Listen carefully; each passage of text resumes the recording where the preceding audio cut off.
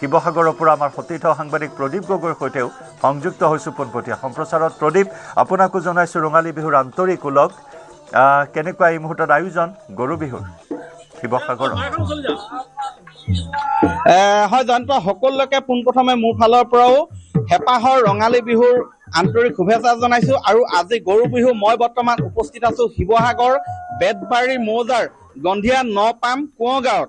এই কোঁৱৰ গাঁৱৰ ৰাইজেও আজি সমূহীয়াভাৱে ইয়াত গৰু বিহুৰ ইয়াত পালন কৰিছে পুৰাতন ৰীতি নীতিৰে। মই দেখুৱাইছোঁ যে ইয়াত শতাধিক গৰু ইতিমধ্যে ইয়াত লৈ অনা হৈছে, ইয়াৰ কৃষিজীৱী ৰাইজে লৈ আনিছে। আৰু এই কোঁৱৰ গাঁৱৰ যি নামঘৰ আছে, নামঘৰৰ সমীপতে এনেধৰণে বৰ্তমান গৰু গা ধুৱাবলৈ আগবাঢ়িছে। মই ইয়াত দেখুৱাইছোঁ পৰিৱেশ, এক সুন্দৰ পৰিৱেশ। যি পৰিৱেশ আচলতে এই পৰিৱেশ বছৰি দেখা যায় এই গাঁওখনত।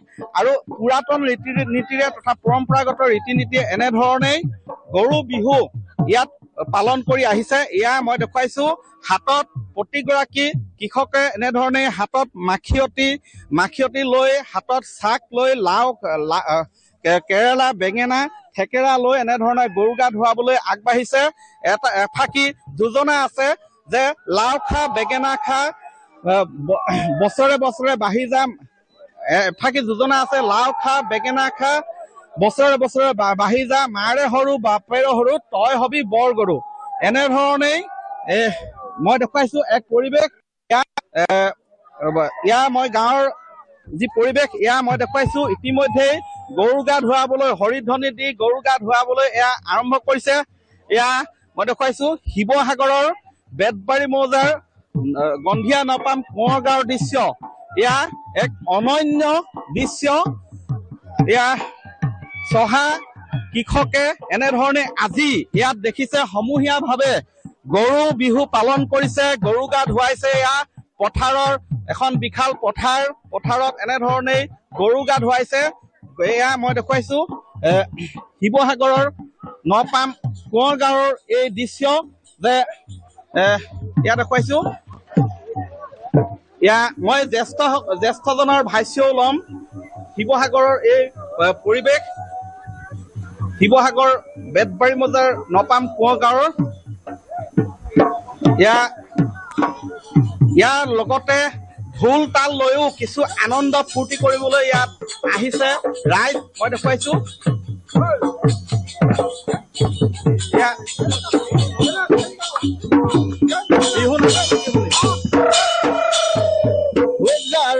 মাজতে কি চৰাই ৰিঙিয়াই কিয় বাৰু ৰিঙিয়া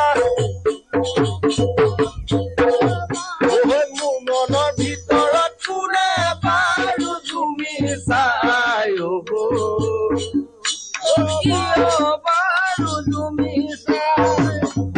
চাহ খোলোৱা দৃশ্যলৈ যাম। আমি বিহু নাম শুনিম, কিন্তু চাহ খোলোৱা এক পৰম্পৰা আছে। সেই চাহ খোলোৱা পৰম্পৰাৰ মাজলৈ যাব বিচাৰিছোঁ। এয়া দেখিছে দৃষ্টিভংগীও আছে। মই চাহ দেখুৱাবলৈ পাইছোঁ। এয়া দেখিছে যে কেৰেলা, বেঙেনা, থেকেৰা এনেধৰণে চাক ইয়াত বনাই তেওঁলোকে গৰু গাত মাৰিছিলে। আৰু বৰ্তমান এই চাক তেওঁলোকে সলাইছে। এয়া মই দেখুৱাইছোঁ পৰিৱেশ। ইয়াৰ অকণমান ক'ব নেকি কেনেধৰণে আজি গৰু বিহু পালন কৰা হৈছে? এয়া চাহ খলোৱা হৈছে, ইজনে সিজনৰ এই চাহ খলোৱা হৈছে। আজি গৰু বিহুৰ দিনা গৰু গা ধোৱা হ'ল। বেলেগো দে হয় হয়, মই ইয়াত দেখুৱাইছোঁ বৰ্তমান যি আনন্দ ফূৰ্তি কৰি আছে তাৰ মাজলৈ লৈ যাব বিচাৰিছোঁ। প্ৰথমে আপোনাৰ ভাষ্য হয়, কি ক'ব? গৰু প্ৰত্যেক বছৰে আমি এইভাগে পৰম্পৰাগতভাৱে গৰু গা ধুৱাওঁ। বিহু মানে আমি এইটো পালন কৰোঁ গৰু বিহু আজি। সেইকাৰণে কিন্তু কম গৰু বিহু এটা সদায় ৰাইজে জানি আছে।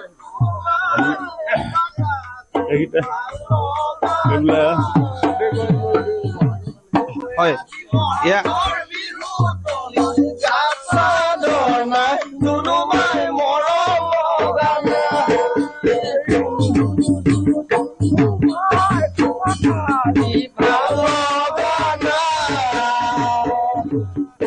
আজি বহাগৰ বিহু তোমাৰ গা চা ধৰ্ণা কোনোবাই মৰম আৰু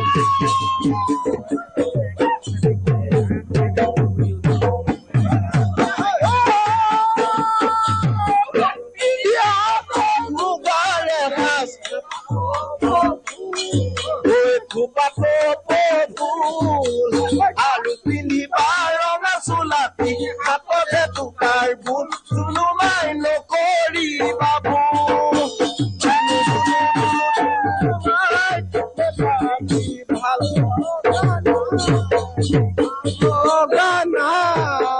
আজি বহাগৰ বিহু তোমাৰ গাছা নাই চুনুমাই মৰম লগানা